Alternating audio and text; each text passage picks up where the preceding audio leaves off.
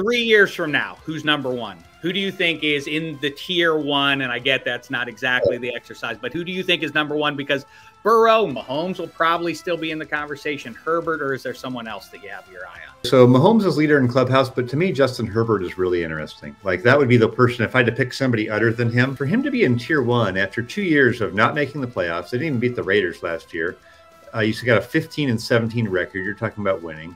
And yet everyone just rubber stamps him into tier one. There's been a lot of guys who bumped their heads up against the top of tier two, and people are like, no, look, they just haven't done it. Let me see him drive a little bit more team success. Like the comments I have in there about Justin Herbert, are like, oh, I saw this guy live. I was like, oh my God, he's more better than I thought.